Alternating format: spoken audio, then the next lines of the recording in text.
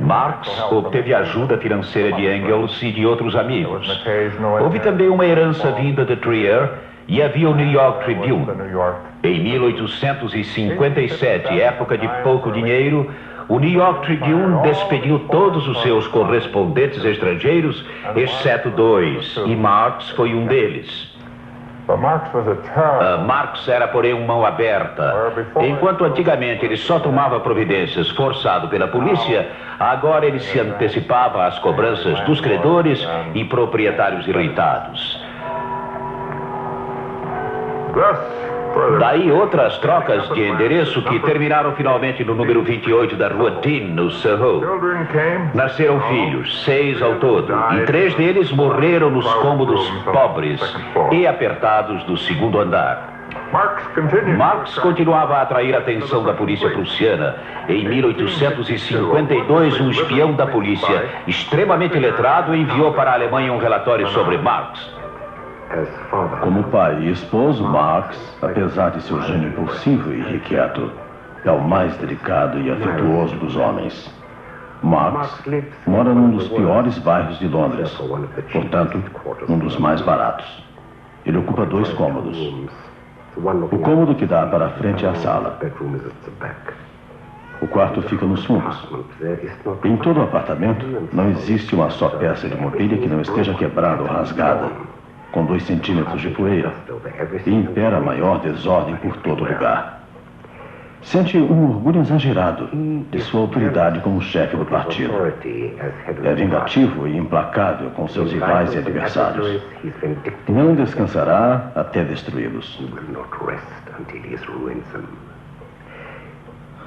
O traço dominante de sua personalidade é uma ambição sem limites e o amor pelo poder. Apesar da igualdade comunista que prega, ele é o líder absoluto do seu partido. Na verdade, decide tudo sozinho. E ao dar ordens, assume inteira responsabilidade sem tolerar que pessoa alguma o contradiga.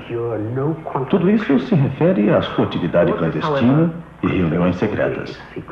Nas reuniões públicas do partido, ele se revela ao contrário, o mais liberal e o mais popular de todos os políticos. Sabemos que existem grandes homens nascidos em barracos e que muitos dos grandes acontecimentos têm origem em locais comuns. Sobre este bar em Soho, a Associação Alemã para a Educação dos Trabalhadores se reunia, pioneiros da ideia da Revolução Mundial. Daqui para o Kremlin e para o grande Salão do Povo.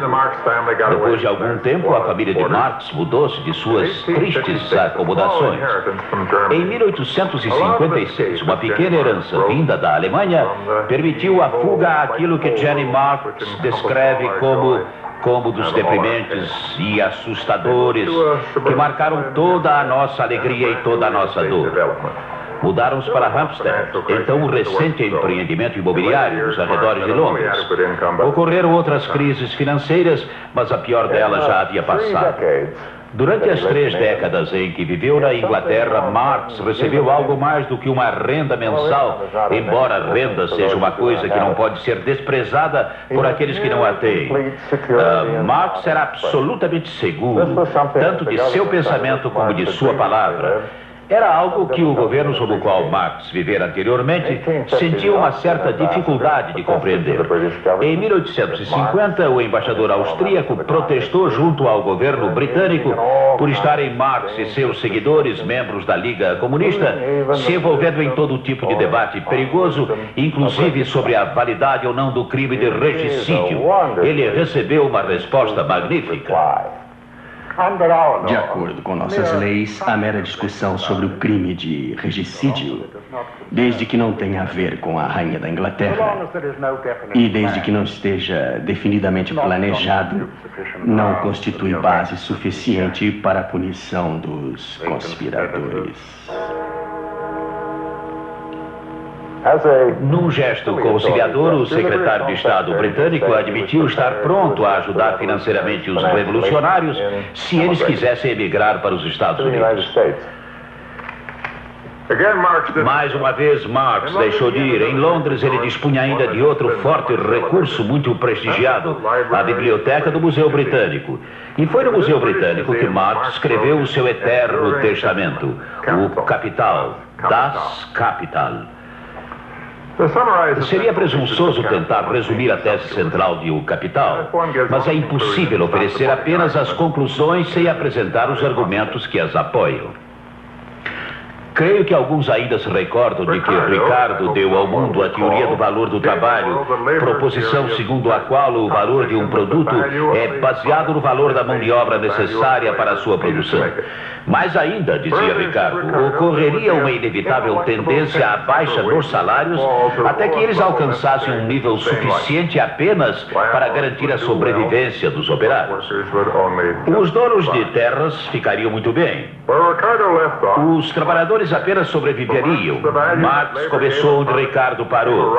Para Marx, o valor que o trabalho empresta a um produto passa a constituir um direito, algo que o operário tinha direito a reclamar. Aquilo que o trabalhador não recebia foi chamado por Marx de mais-valia, que seria mais ou menos o lucro e que ficava à disposição dos capitalistas para investir na fábrica e em máquinas como capital industrial. Era o capitalista agora o beneficiário, não mais o dono da terra. Mas aplicava-se ainda a rígida lei de Ricardo sobre os salários. Os capitalistas prosperavam e os operários apenas sobreviviam. Isto em grande parte devido ao grande número de desempregados, ou a reserva industrial destinada a garantir que os salários continuassem baixos. Se os capitalistas recontratassem esta mão de obra vaga, os salários subiriam. Com isto, os lucros cairiam, a produção deixaria de ser interessante, haveria uma crise. Uma crise que, mais tarde, passou a ser chamada de depressão. Então seria restaurado o desemprego que, na opinião de Marx, é essencial ao capitalismo. Os lucros dos capitalistas seriam utilizados em investimentos e também para os grandes capitalistas engolirem os menores no processo de concentração capitalista. Devido a essa concentração, cada capitalista se tornaria mais forte, mas o sistema como um todo se enfraqueceria, já que suas bases políticas repousariam sobre números cada vez menores. Tal fraqueza, mais o decrescente índice de rentabilidade e das depressões cada vez mais graves, tornaria o sistema progressivamente mais vulnerável à destruição. Confrontado com o disciplinado proletariado que o próprio sistema criara, ele seria derrubado. Juntamente com um número cada vez menor de magnatas do capital, que usurpam e monopolizam todas as vantagens deste processo de transformação. Aumenta a miséria do povo, a opressão, a escravidão, a degradação, a exploração. Mas com isso cresce também a revolta da classe trabalhadora. Classe que continuamente cresce em número, é disciplinada, unida, organizada pelo próprio mecanismo do processo de produção capitalista. O monopólio do capital torna-se um estorvo ao método de produção, que surgiu e floresceu com ele e sob ele. A centralização dos meios de produção e a socialização do trabalho atingem finalmente um ponto em que se tornam incompatíveis com o seu invólucro. Rompe-se esse invólucro. Soa então a marcha fúnebre da propriedade privada capitalista. O expropriador é expropriado. Estamos vendo os carbúnculos no rosto de Marx. Certa vez ele advertiu os capitalistas, dizendo que ainda viriam a pagar por eles. Havia para os capitalistas um consolo: seu fim não viria em forma de lágrimas, mas sim de uma explosão maravilhosa. O primeiro volume de O Capital só foi publicado em 1867. Os dois outros só foram publicados após a morte de Marx. Foram completados graças às anotações do sempre fiel Engels e não poderiam ter sido preparados por mais ninguém. Uma das razões do atraso foi a miséria dos primeiros tempos de luta. Outra razão foi a erudição. Marx era incapaz de escrever coisa alguma sem antes haver lido tudo a respeito. Outra razão ainda foi a interminável discussão, os debates e a polêmica das quais Marx vivia absorvido. Por outro lado, Marx também estava durante aqueles anos lançando as fundações da revolução que ele esperava fosse iminente, muito embora nunca tivesse acreditado piamente nisso.